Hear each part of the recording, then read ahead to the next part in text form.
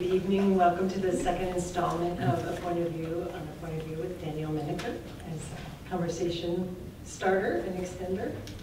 That sounds terrible.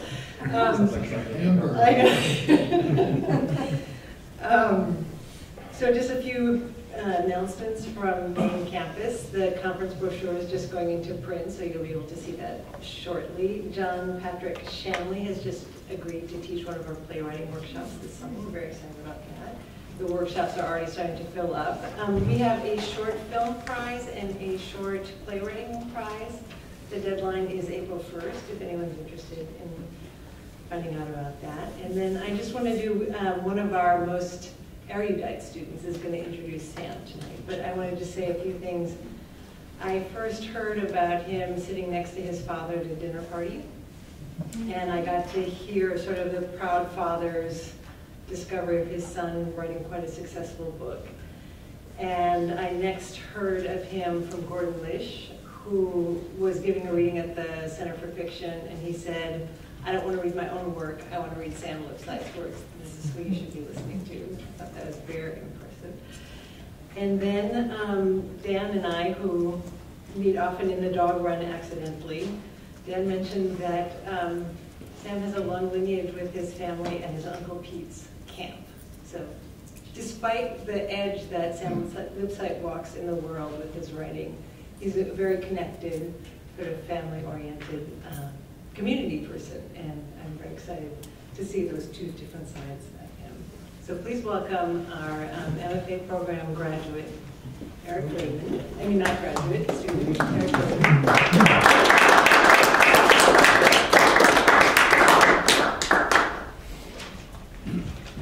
I just started the program, so it's the fast track, right? Manhattan track. This evening we'll hear our own Dan Menaker chat with Sam Lipsyte, who has been called a wickedly gifted writer. I concur, especially with regard to the wicked. Lipsyte's critics are often drawn to his humor. One Lipsyte character reflects that the first time someone at the office asked me about my skill set, I thought it was some kind of mail-order frying pan. Now, everyone here tonight might find the image of swinging around a box containing the cremains of one's mother, or a kid lopping off a part of his thumb so that his parents will let him watch whatever he wants to on TV, inherently comedic. When I read such things in Venus Stride, Lipsyte's collection of stories, and laughed out loud, I didn't know which was sicker, the images themselves or my finding them funny. What does it mean to be funny? Or more specifically, what does it mean for a writer to be? Are we content with getting laughs, or do we use humor to package uncomfortable truths? I never really thought of myself as a funny person, far too serious, downtown, and terribly highbrow. Given the Miltonic poles of Il Penseroso and L'Allegro, the brooding and dark versus the upbeat, I was a brooder. I struggled to think of myself as a funny writer, something I associated with stand-up, sitcoms, and Adam Sandler. Fun maybe, but was it art? 2 weeks into my first MFA class, my instructor, Dan Menaker, said that all great literature is funny. It sounded like an ultimatum. I had 14 weeks to get with the program. Lipsyte's humor might, for lack of a better word, be called Jewish. The tendency to laugh with a tear in the eye, the juxtaposition of the comic and the unbearable, an existential dialectic necessary for survival in an arbitrary, often heartless, and sometimes quite snarky world. I used to think I had integrity, but I came to realize it was just sloth, an ex-rocker in the story tells us.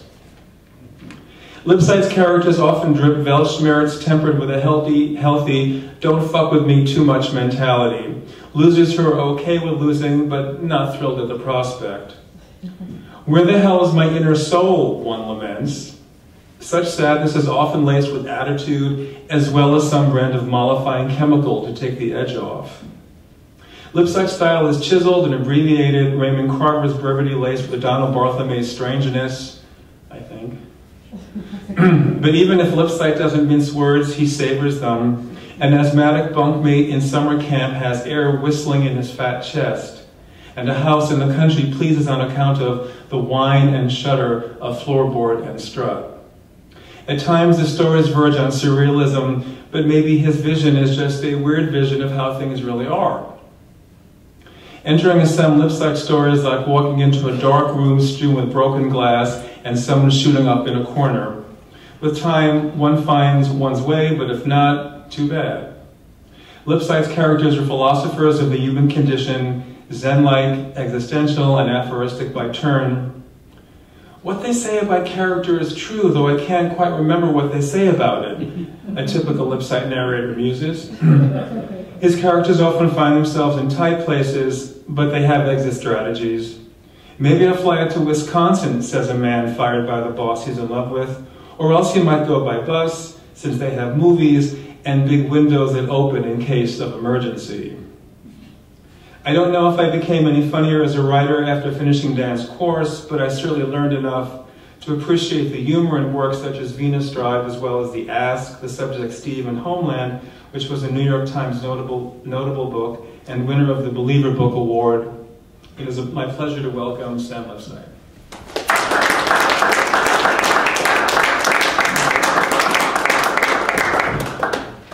Thanks so much for that introduction. That was wonderful. For me. Yeah, I liked what you said. I think I go along with the statement that all writers are realists, but the realism itself is a device to get to the real. But all writers are trying to get there. They take different avenues. So I'm going to read from the novel The Ask, which came out 2010, but lives on, or maybe not. And then I'll be looking forward to talking to Dan about some things. He has some theories, he says. I'm just going to skip around. I don't have to. I'll try to keep you informed of what's going on. America, said Horace, the office temp, was a run-down and demented pimp. Our republic's whoremaster days were through. Whither that frost-nerved, diamond-fanged hustler who'd stormed Normandy, dick-smacked the Soviets, turned out such firm, emerging market flesh. Now our nation slumped in the corner of the pool hall, some gummy coot with a pint of Mad Dog and soggy yellow eyes, just another mark for the juvenile wolves. We're the bitches of the first world, said Horace, his own eyes braziers of delight. We all loved Horace, his clownish pronouncements. He was a white kid from Armonk who had learned to speak and feel from a half-dozen VHS tapes in his father's garage.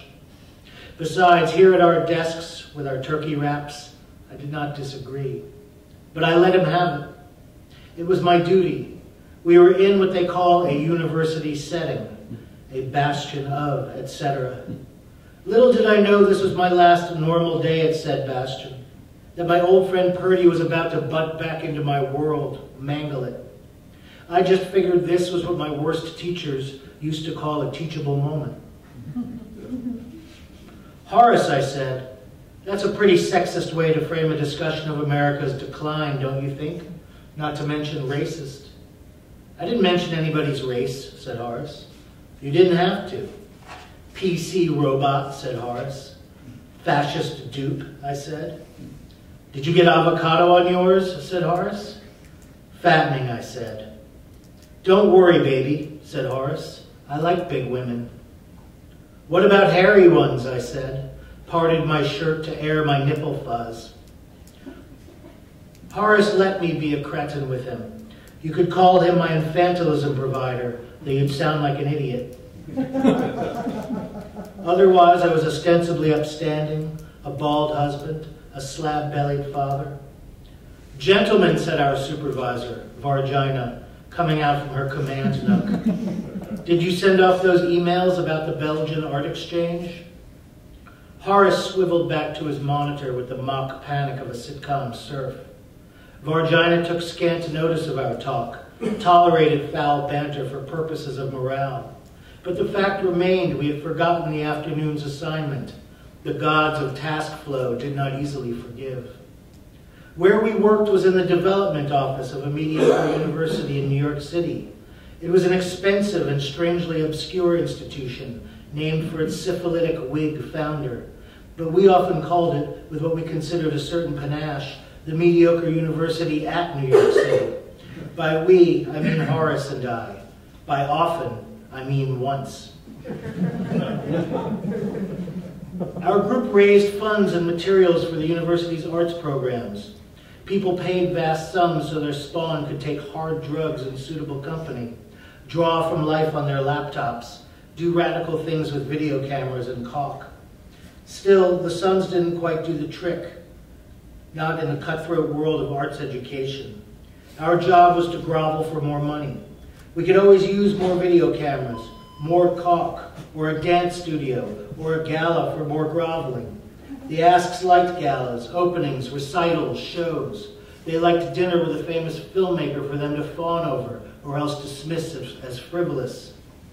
An ask could be a person or what we wanted from that person. If they gave it to us, that was a give. The asks knew little about the student work they funded. Who could blame them? Some of the art these brats produced wouldn't stand up to the dreck my 3-year-old demanded we tack to the kitchen wall. But I was biased, and not just because I often loved my son. Thing was, I'd been just like these wretches once. Now they stared through me, as though I were merely some drone in their sightline, a pathetic object momentarily obstructing their fabulous horizon. They were right. That's exactly what I was. A solitudinous royal, my bitterness. Horace, after all, was their age. He had no health insurance, just hope. Our rainmaker, Llewellyn, seemed born to this job, keen for any chance to tickle the rectal bristles of the rich with his tidewater tongue. He was almost never in the office, instead sealing the deal on a Gulfstream 4 to Bucharest, or lying topside on a Corfu yacht slathered in bronzer. So that chapter goes on until he does something kind of unforgivable and is not forgiven. Loses his job, and which he wasn't very good at in the first place. And so now he's looking for one. You could say I had experienced some technical difficulties. There had been bad times. Years trickled off of jobs that purported to yield what superiors called, with true sadism, opportunities. These yielded nothing unless you considered bong slavery, a few bogus spiritual awakenings, and the unswerving belief I could run a small business from my home. Opportune. Still, before my outburst at the Bastion, I had made great strides. No more did I pine aloud for that time in the past when I had a future. Yes, I still painted on occasion, or at least stood at the easel and watched my brush hand twitch. It made for an odd, jerky style I hoped would get noticed someday. I never confessed this last part to my wife, Maura. Our intimacy was largely civic. We spoke at length about our shared revulsion for the almost brine-scented poop-flecked plunger under the bathroom sink, and also of a mutual desire to cut down on paper towels. But we never broached topics.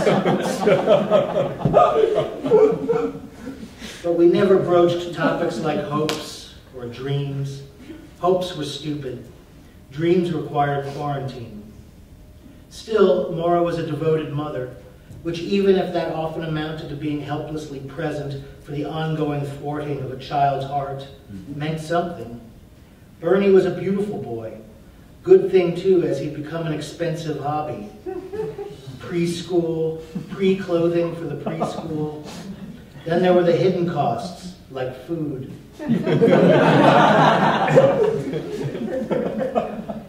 Funny, isn't it, how much you can detest the very being you die for in an instant? I guess that's just families, or human nature, or capitalism or something. But the price of Bernie wasn't Bernie's fault. It wasn't Maura's either. I was the fool who let the starveling have it, who couldn't find another job, though I came close at a few places. The interviewers could maybe tell I had the old brain. Jobs weren't about experience anymore, just wiring. Also, my salary demands might have been high. I lost out to kids who lived on hummus and a misapprehension of history.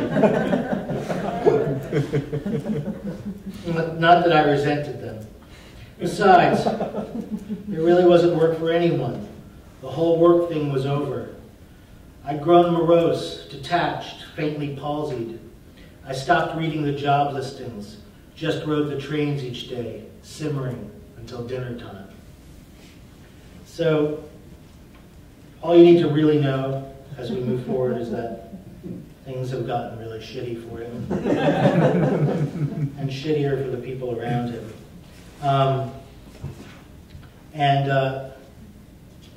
He tries a couple of things.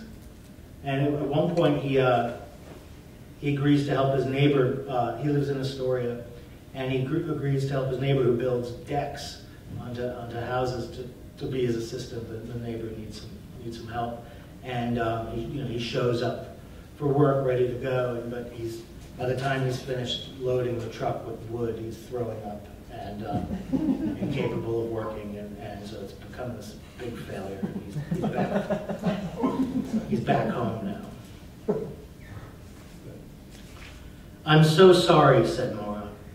She rubbed ointment into my neck, some over-the-counter heat cream, and I recalled how much I'd loved this very scenario as a child, that commercial about an aching jackhammer operator and his masseuse of a spouse. I'd always figured the secret to life had something to do with brutal vibratory stress and a wife handy with bombs. This crap, however, did nothing but crank up my nausea.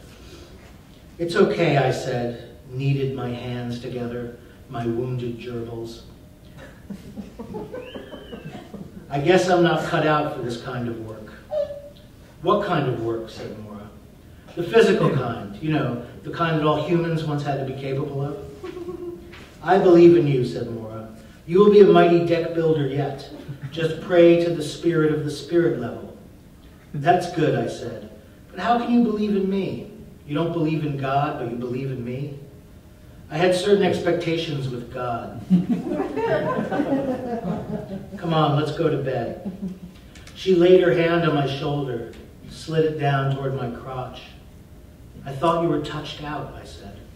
"Maybe you could touch me back in." "You mean an appointment? A real appointment?" "Yes," said Maura.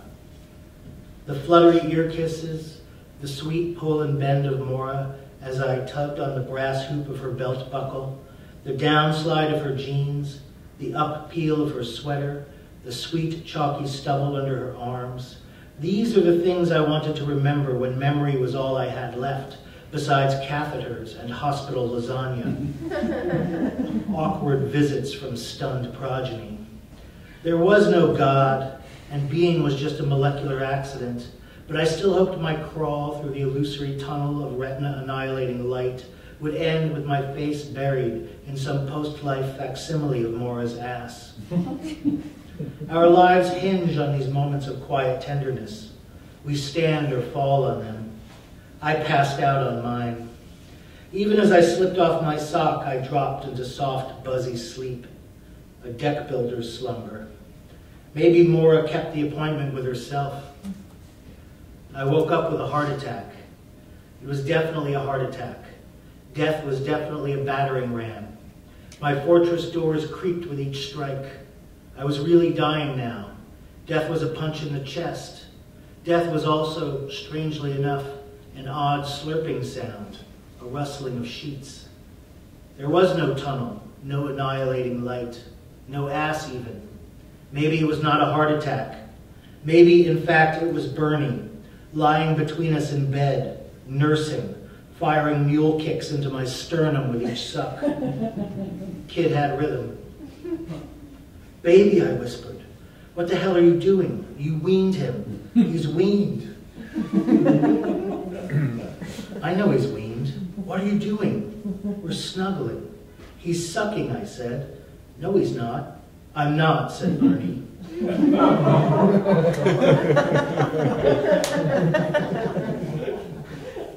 "Maura, come on, stop it." "It's okay," said Maura. It's just a little regression. It's normal. I read about it. I don't have any milk anyway. That makes it worse, I said. Go back to sleep, Milo. Yeah, Daddy, go back to sleep.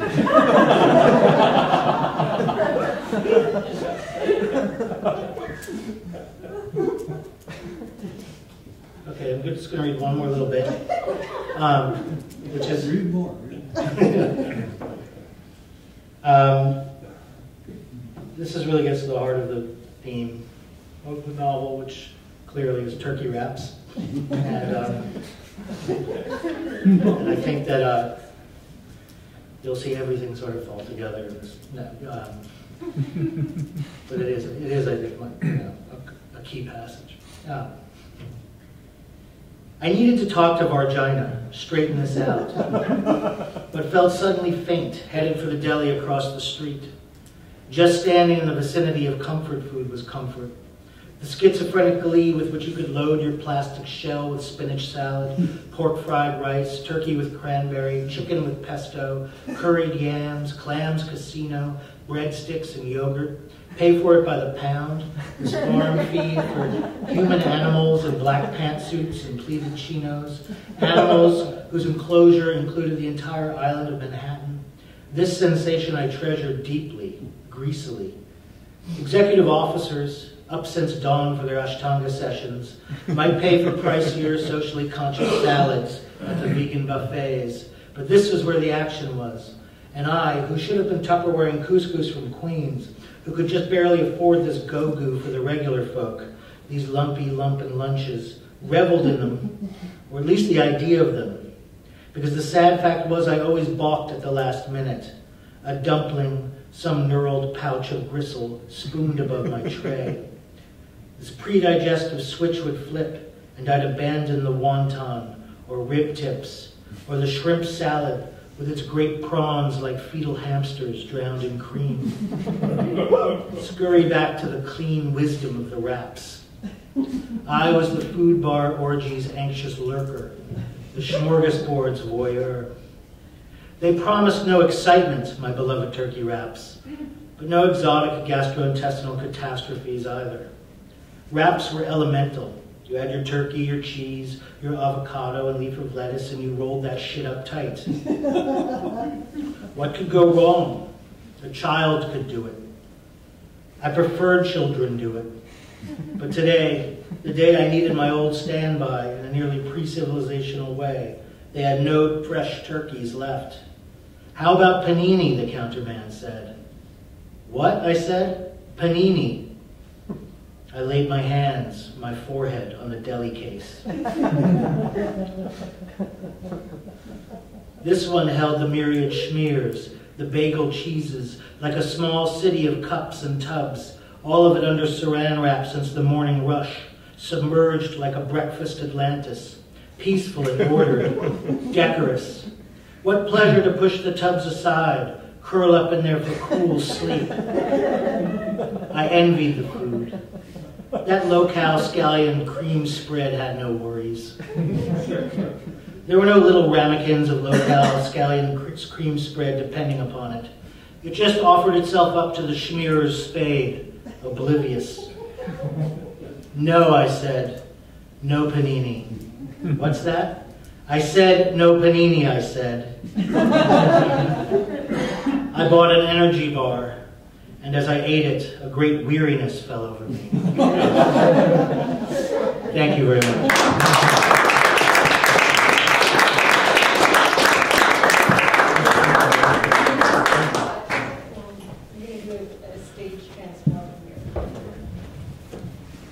This is where they turn the lights out on Broadway. Stage crew.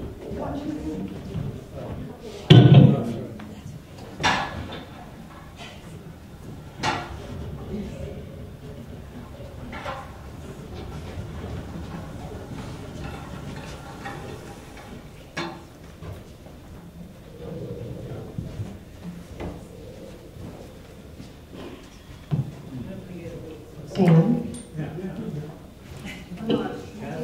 Oh, is it, do I have your water or do you have? I have my water. You have my water. Notice how smooth and professional this all is. Now I have 2 waters. I have this theory that writers up until about 10 years ago were seldom good readers, and then something happened, and all writers suddenly sort of had to become better readers because, I don't know, it was a publicity world, and you had to do things in a more, Yeats refers in a poem to a smiling public man, and he always feels foolish when he goes. I think it's in Among School Children. This is all by way of a compliment. You're a terrific reader. You're a terrific reader. Really good. Does this work? I think it was on before. It was on before. Yeah. Is it? No? No. No? There's a flashing light. Uh-oh. Flashing light. It's not flashing. Just a light. Start to be over dramatic. Want to share the microphone? I don't. Can you hear me? Yeah. We actually are. Yes. No. So far. So far. Yeah, we all had to go to the Spoken Word Academy, I guess, and take classes. Thank you. For me, it just comes from, I think, I did a little bit of acting, and I did some flopping around on the stage as an ineffectual lead singer. So I think I was, and also I've done a lot of readings at this point, and I think that's How many? What? How many? I don't know, but 50? more than that, maybe over 100. Hmm. So, and I think everybody has, a lot of people have, and Well, that's what happened. What? Some people. Is that kind of food? I mean, this is the kind of autobiographical question that I detest and never ask, because I'm not interested in the relationship between the art of a writer and his life. Do you really like that kind of food? Well, the character clearly doesn't. He can't pull the trigger on eating that food. No, he loves it. Well, he loves to think about it and be around it. Right. Yeah, but he balks in the end. I'm a little more adventurous, but I know, when I get too much of a mix of things, I don't feel well afterwards. But you kind of keep it scaled back to a certain number of food groups and regions. Food really is central in this book. It keeps cropping up, as it does in life, I suppose, 3 times a day. Well, when this book came out, some people came up to me and said, you used to write about sex all the time, and now what's coming up?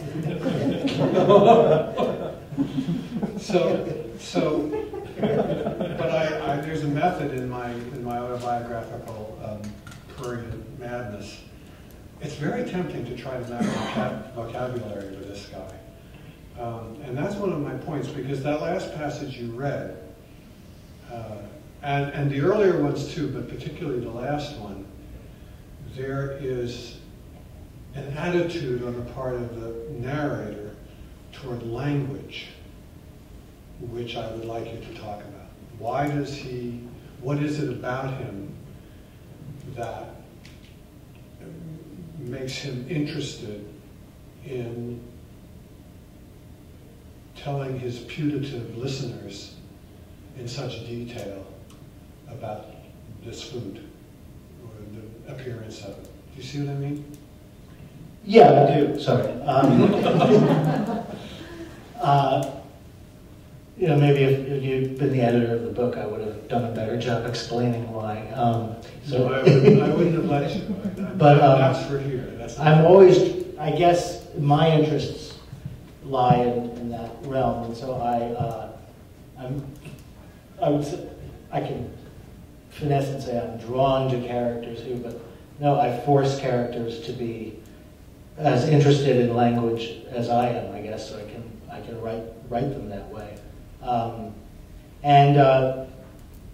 I guess in every group of people I've seen, there's usually one or two who, some people are very visually oriented, which he is because he's a painter, but language, maybe partially, his failure as a visual artist is that he's too burdened by language. But I certainly wanted to have him be somebody who, finds poetry in the everyday, but also is able to make it into poetry, into language-based art. And there are words in the description you just read, the word ramekin sprung forth. And there are words like that, sort of wonderful words that show the incredible range of our language everywhere in this book, that are right on the edges of some literate people's vocabulary, or maybe they're inside the fence, but just barely inside the fence. Where did you get this stuff? Where did you get this love of the kinds of sounds of English words that you so clearly have? Where does it come from? Another autobiographical question, for which I apologize. I don't know, but I've always been someone who, in some ways, I was a fairly slow reader, as I remember, as a kid, and so I wasn't that great at, important things like reading comprehension, knowing what you were reading, knowing what it meant. But I would start to really savor sounds and words and the juxtaposition of words, and I think I got better at the comprehension part as I got older. But I do remember just having a kind of a dreaminess about just words themselves, and not that they were really difficult words or really long words or really bizarre words. I was usually interested in everyday words, but this list of everyday words, a few kind of because they're a little strange and you're not quite sure where they come from, but they have this very unique sound, and maybe they really relate to the object they describe, and whatever it is, you begin to develop your ear for that sort of thing. At one point in one of the passages you read, something required quarantine. What was it? Dreams. Dreams required quarantine. Were you aware when you wrote that of required quarantine? That sound? I mean, did it actually, the QU, the double QU, did that occur to you when you wrote it? Yeah, I mean, well, this is what happened, and a lot of this came about from studying with Gordon Lish, who was mentioned earlier, but I went through, once I kind of understood that that's how writing worked on a very subtle level. It's not, it's not something people necessarily notice, but it's the thing that keeps them reading in a lot of ways. And when it's too noticeable, then you become mannered, I would say. But when it's become Dylan Thomas or something. Right, but when it's just under the radar, then that's really what's pulling you along as much as anything that's happening. I believe that. And so then I really, once I understood that, I tried to put it into practice, and I was just terrible for many years. Mannered? I was mannered, and just trying to shove things together to create these effects, and then it just became much more natural. And I think that's what happens is you just stop. Sure. You stop thinking about it, and it becomes kind of a muscle memory sort of thing. So that, like a line like that, would happen fairly quickly, and I look back and say, okay, that's right, and then keep going. You did it. And then the other way I do it is through revision, where I'm looking at a sentence and saying that doesn't quite land right acoustically or poetically, and so There are 3 places in here where that happens. I want you to know that. Yeah. But only 3. Well, you have your 3, but everybody has a different 3, so it amounts to the whole book. So in revision, you find is really where a lot of that's done. Do you read it out loud to yourself? Well, I like to say a cat in the room, just to, so I don't feel completely alone. That cat, as we used to say. Right? No, not that kind of cat. No, a real cool cat. You see in those old radio movies that have radio singers cupping their ear to hear their own voice, which works, by the way, if you've never done it. It's really weird, let me tell you. It's very weird right now.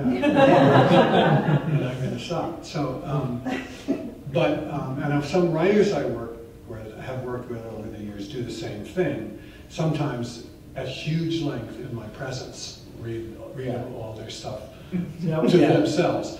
And I'm just wondering... I read to myself, check on rhythm, all of those things. And out loud, sometimes. Well, when I'm revising, I don't even know sometimes. I'm just... I'm saying it out loud, but it takes my family to come into the room. Are you okay? Are you at it again? So what is your, since this is ostensibly a word that I like, ostensibly, about point of view, a lot of your narrators, and this one in particular, which I know whom I know very well now, are bilious. And I'm wondering, not so much whether you are, I will not ask you that autobiographical question, but I will say, how close, let's just stick with Milo, how much is he a construct of yours? I don't really mean to ask about his relationship to you, but when you're writing, how conscious are you of building somebody or building a voice? We've already said that basically in language alone, you're very attentive and you've learned to be. And I agree with you, by the way, that period where one is sort of mannered, and then after a while, it's almost like a self-apprenticeship. Yeah. You apprentice to the language, and then suddenly you do it in a more natural way. But how conscious were you of maintaining consistency, of reference, of metaphor, all those things in his language? Because this is a first-person novel.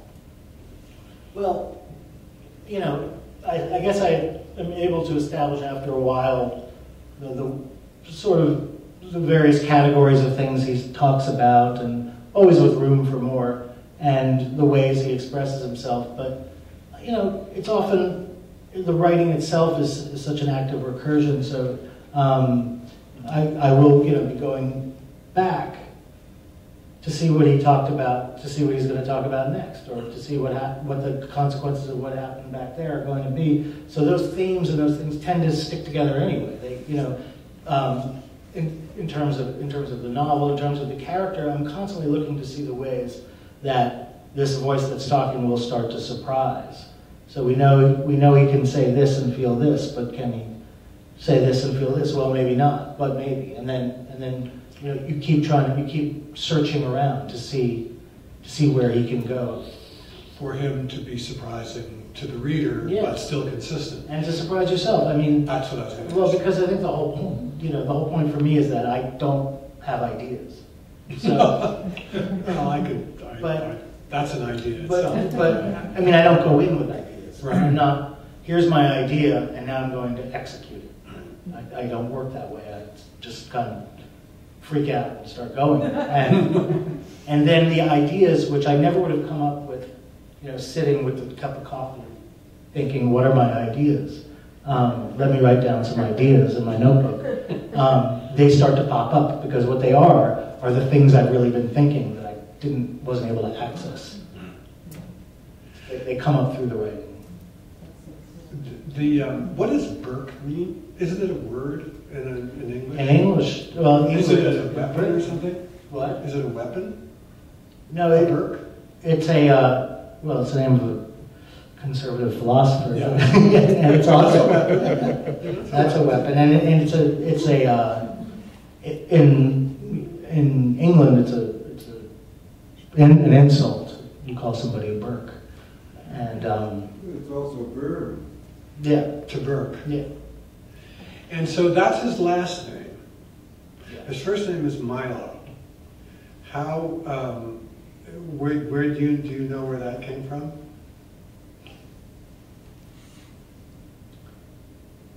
It just sounded nice. I was so sure it came from Catch-22. Well, I mean, obviously that's there, but I'm not trying to make direct links to that book. No. Yeah. But this guy is the opposite of Milo, Yeah, which is he really yeah, interesting. yeah. Milo in the book. I'm not naming him after that character to say he's like that character. No, I mean, to my mind, It's more unconsciously. like maybe summoning the spirit of Yeah, that book. but Milo's a very successful, canny, shitty, immoral entrepreneur. Yes. Opposite of this Milo in a way, who is. Although there's a strain of this character that would like to be that. Yes. Yeah. Yeah. That, to me, that's interesting. On page 229, you say, and I was so, I mean, I don't really like to read books twice or see movies twice anymore. But this one I had to read because I lost my original copy of it. And I have to say it was not only the least painful rereading, but I found so much more in here than I had found the first time that, again, my metaphorical hat is off to you. At one point, Milo says, no, I mean, if I were the protagonist of a book or a movie, it would be hard to like me, to identify with me, right?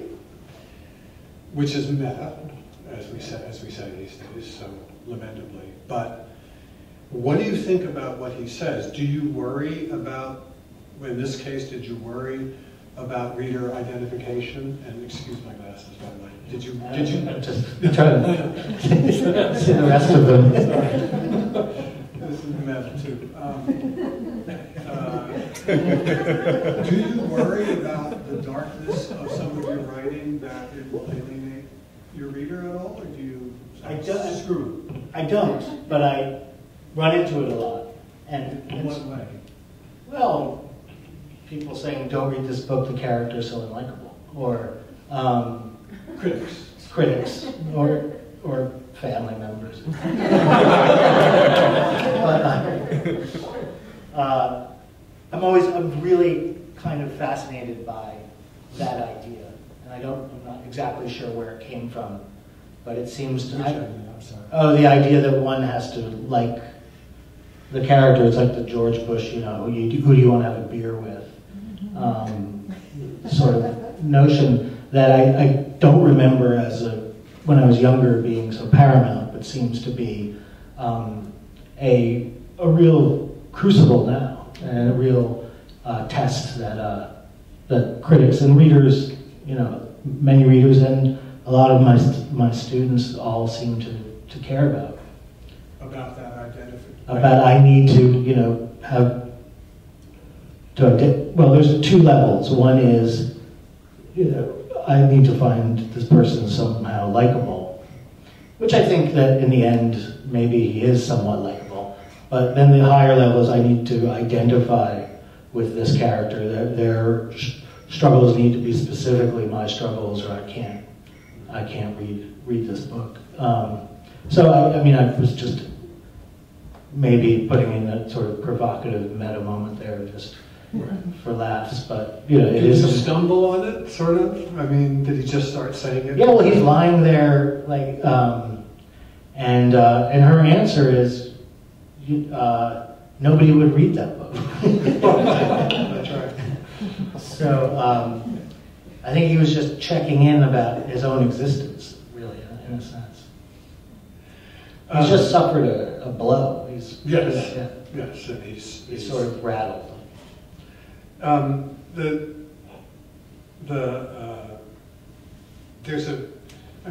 guess I am driving at something. I mean, we talked before the conversation, we talked about interviewers who keep on, whoever they're talking to, they have theories about the other person's work, and the writer's supposed to be talking, and the interviewer is saying, so you mean this and you mean that, and when you did this, you meant to do that and so on, right?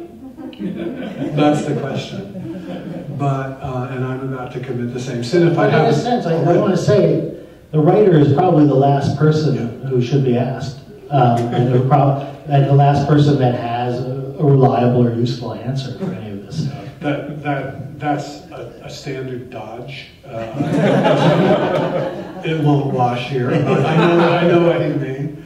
You do know what you're doing, and in a way, it seems to me that there are some writers who really don't, and who succeed in this sort of pre-conscious way, and then there's some, and I'm not saying you're self-conscious at all, but I do think that the two threads of our conversation, which is about to come to an end, and we'll see if other people have anything to say. The love of language was what we started with, and then the sort of the protagonist and his woes and his failures and his shortcomings, which are numerous, seem to conflict in a funny way with each other. He's very articulate, and yet the story he's telling is, for the most part, grim. And I'm just wondering if I'm just wondering whether other people have brought up this friction between the love of the language on the one hand and the sort of almost destitute spirit of the protagonist, who's so articulate. Yeah, I guess I don't see it as a contradiction. I think you've hit on something, but I consider the case to be this, that when you're brought so low, when things are that bleak, all you have is language. That's the last thing you have to not only to defend yourself with, but to try to describe or make meaning of what's been happening. And that's one part of it. And then of course the notion that something that's bleak in theme and so forth, that it is somehow not life-affirming. Also, not that I care that much about being life-affirming, but for me it's the idea, I think it's something Donald Barthelme said about Beckett, which was that, that these works were written instead of a suicide. is a great triumph of the human spirit. It's not. That's the way I feel about this book. I think it is. Satire is hard these days. It is something goes against the American grain of phony optimism, and so it's hard to get this kind of book across. But against its own will, in a way, it's redemptive because of that love of language, and that's what I came away with. I wonder if just one more question, and I promise I'll stop. I wonder if the ask, the title, has any, speaking of meta, has any relation to what a novelist does? That's an interesting question. So the idea would be that what the writer is making making an ask to the reader. Give me attention. Give me attention. Yeah. Or lend me your ear at the very least. I like that. Yeah. It's also sort of a con game, which is not unlike some of the plot material here. There's a lot of, Milo is half out of it with regard to what's really going on.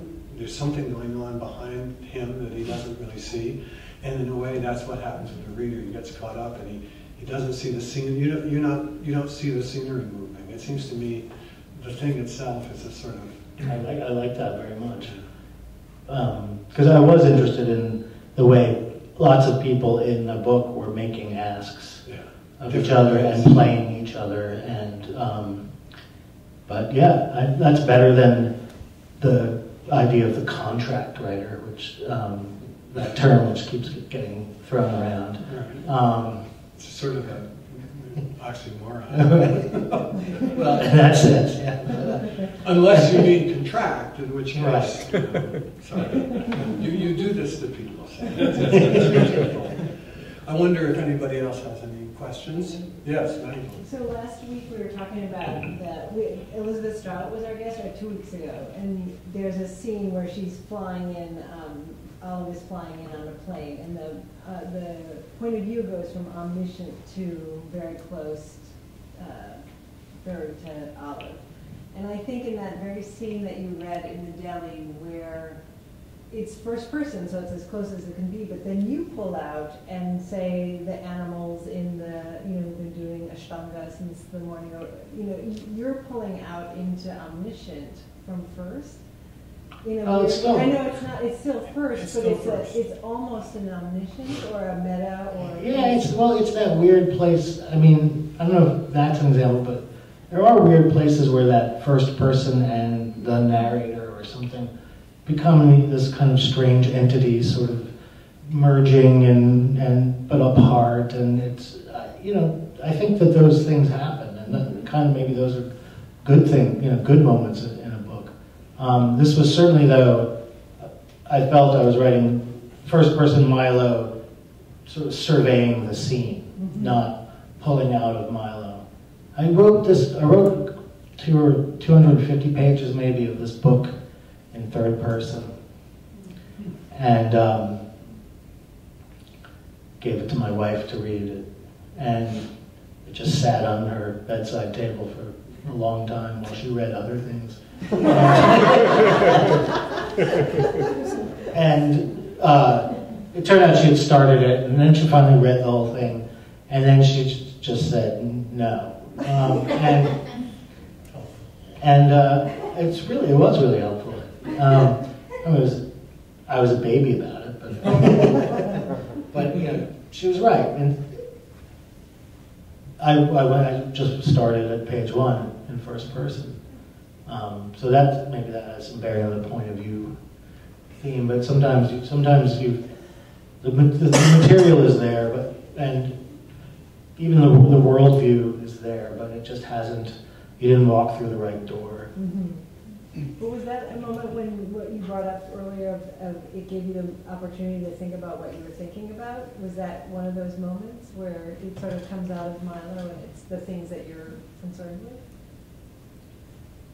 Yeah, look, there's no box that's Milo's thoughts, and that's locked away unless I'm writing the book. And I'm just this swirl of things, and it's what I've been thinking about to get ready to write the book, say. And then, as I'm writing, I will apportion these things out and figure out who should be thinking what and who should be saying what. But and I know that Dan will call this a dodge as well.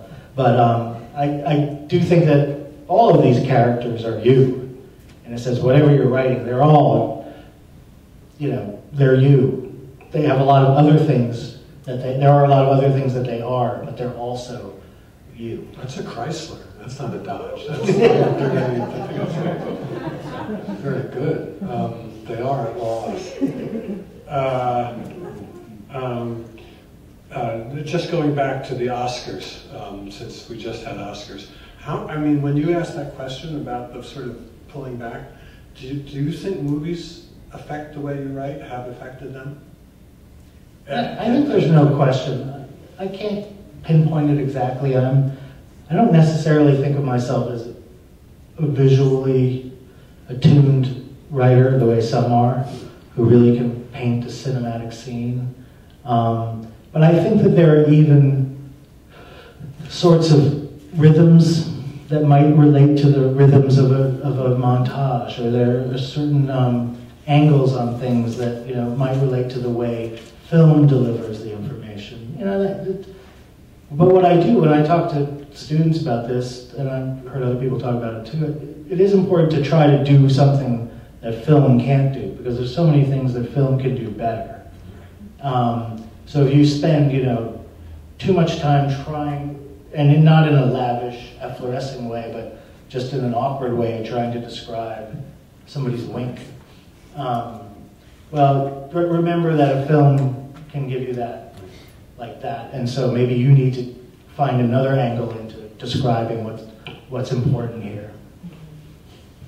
Yes, in the background. You just mentioned that you switched it from third person to first person. How did you know that was the solution for you? And how do you decide your range? I write a lot of first person. I've started to write more third person, but I do have a comfort level with, to use a cliche, with first person. But I think that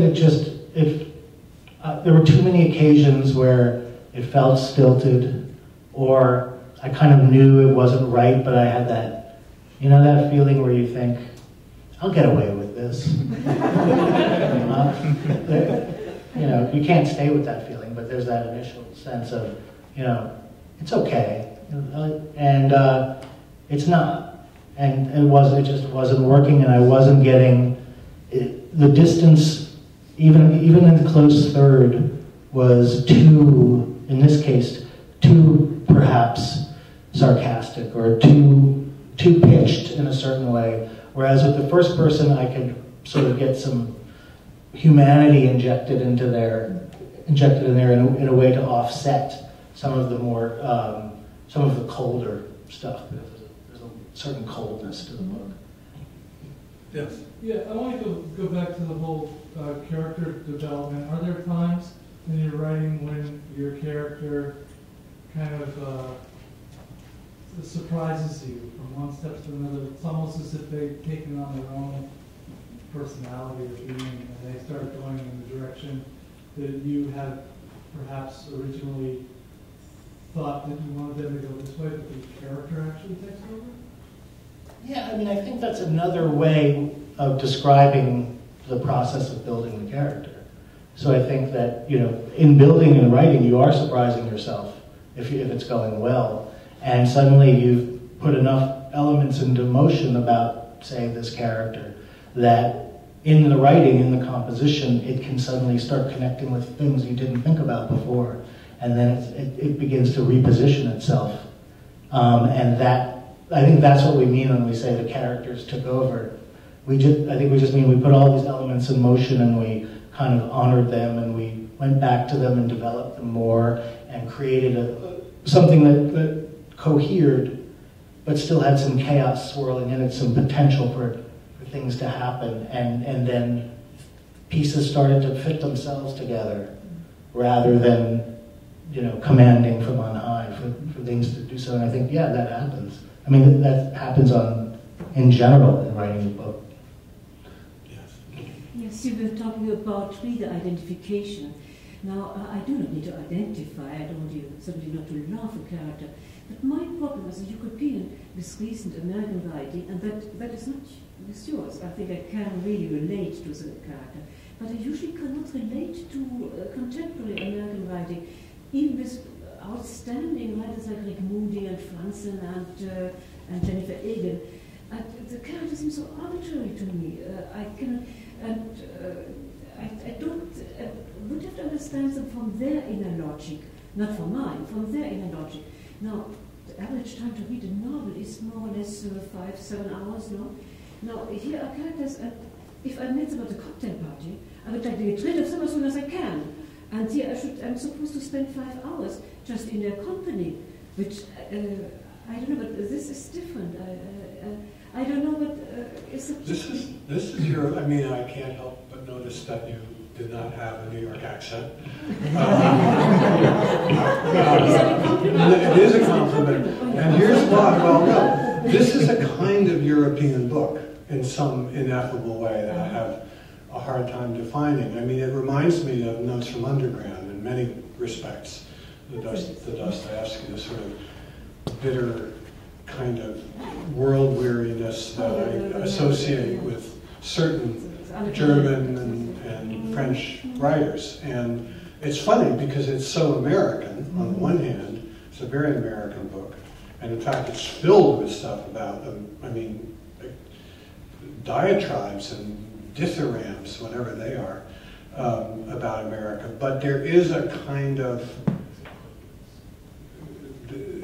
I know what you mean. The people that you mentioned, Franzen and Egan, and who I actually love, Rick Moody, published Jennifer Egan first in the New Yorker, if I do say so. So I will defend her. But there is a difference, and I don't agree with you, but I understand exactly what you mean. Does it make any sense to you? Those writers in particular, do you feel categorically different? In terms of book sales, yes.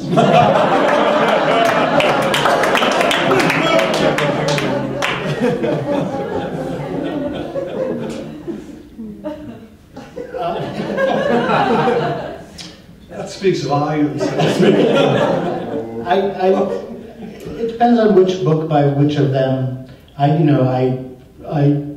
admire all of those writers in different ways for different books, but I think that, and we may touch in certain ways on things, writers like Donald Barthelme or 60s and 70s writers, and one of my favorite writers is Stanley Elkin, who was a great American novelist. I know Rick Moody is a huge Elkin fan, and we've talked about that.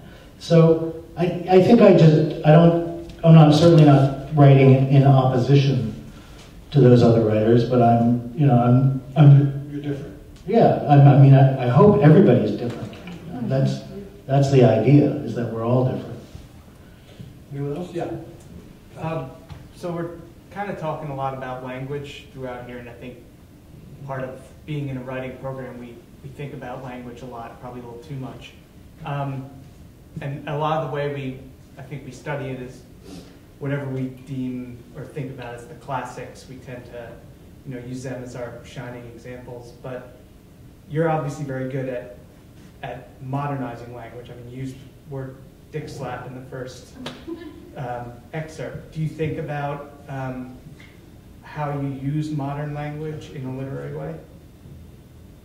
Yeah, I'm usually drawn to juxtaposition. I'm usually drawn to, I don't want to just say dick slap, period. I want to see how it plays in the context of other kinds of utterance, maybe more old-fashioned rhetoric, or a more formal kind of language, or whatever it is. You want to be shifting these tones to make a kind of music. So I'm incredibly interested in what people are saying, or really how they're saying what they're saying these days, and it comes in, but it needs to be transformed somehow, perhaps mostly by what I'm talking about, that kind of shuffling. So doesn't Horace at one point say to Milo, don't they start talking about where Milo's slang is coming from?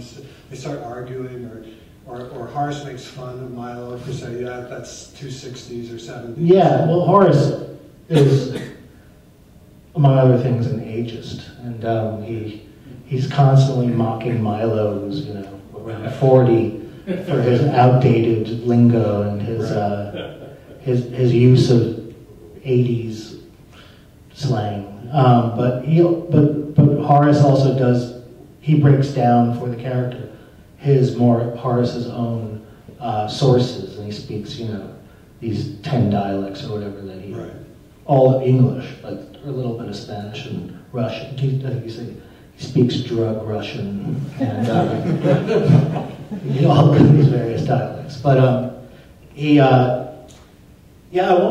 was actually a fun character to write, because that's where I wanted to process that kind of stuff you were talking about.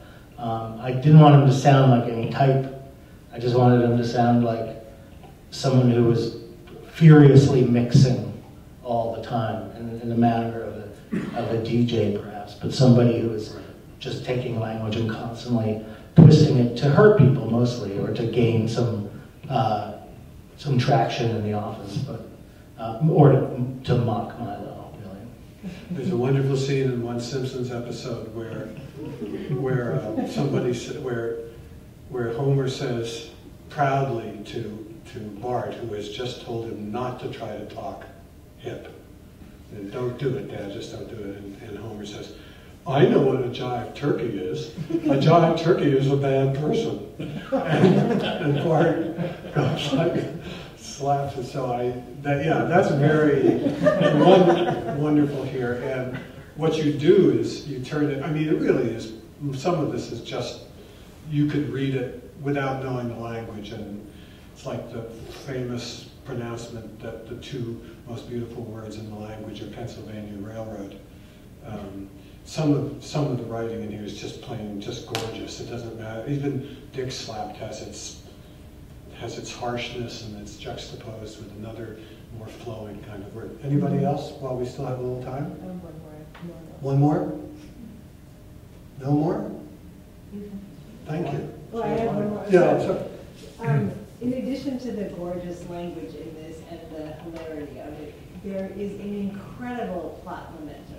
And I was wondering if you have little tricks up your sleeve, like I just finished reading when Milo goes to visit Horace in the cages, and we have Milo going to visit the guy building the deck, and you have Milo going to visit the guy without the legs. So it's like, there's almost like the adventures of Milo, and this is going to be turned into a series on HBO, right? No, not this. Not this, oh, okay. Because it has a kind of episode. There is, it's actually, people are writing a screenplay for it. Oh, okay. But not an episode. That was incredible modesty. But Save the second part. Actually, it's critical. But I was looking at if it's sort of almost like something you know works in a novel, is you've taken it, it's very internal, but it's very forward-moving at the same time. I was just wondering if that's something. Well, I'm glad you asked the question because the plot is really amazing, Yeah. considering how thick the language is and how beautiful. It starts right at the beginning. You drop in plot elements in this really deft way, and the reader hardly knows that there's a plot going on. It's amazing. It's great. I didn't know there was a plot until I was well into the book. But yeah, I think that I don't have a trick, but my feeling is because I'm often bad at plots, and some critics have said of other books, where's the plot? Thank you, Dan. I couldn't summon it myself, but the phrase that I always use for myself is semblance of motion. Just at least make it seem like we're moving. And the person might not have gotten out of the chair and is just thinking, but that's okay as long as there's some motion, something's happening. It doesn't have to be objects or people moving. It could be the thoughts and the way they're running. But a static moment could be deadly. So just keep things moving. And then, as I said, with ideas, the same thing with plot. It sort of emerges because I was once talking to another writer about just the idea of beginning with somebody backed into a corner. That's how the book opens, or at least that's how the first chapter goes. So there's already pressure on the character. You're trying to put pressure on these characters, so you begin in the pressure, and then watch them start to navigate as new things mount.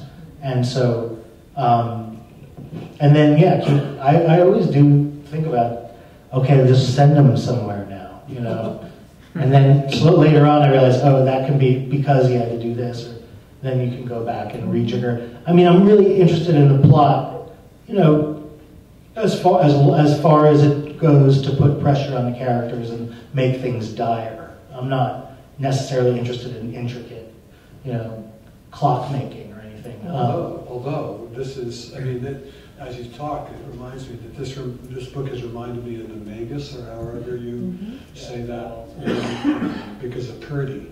There's a kind of, it's almost like he's the writer of what's going on, as the author of what's going on, and he's your sort of doppelganger in the book. Someone famous once said, "Plot is an embarrassment." And you sort of know what they mean. But Sam Lipsyte gets people. The hardest thing in writing a novel, as some of you may know, is to get a person to leave the room, actually take the doorknob in their hand and turn it and go out of the room. And he does that and everything else really well. Thanks. Thank you guys.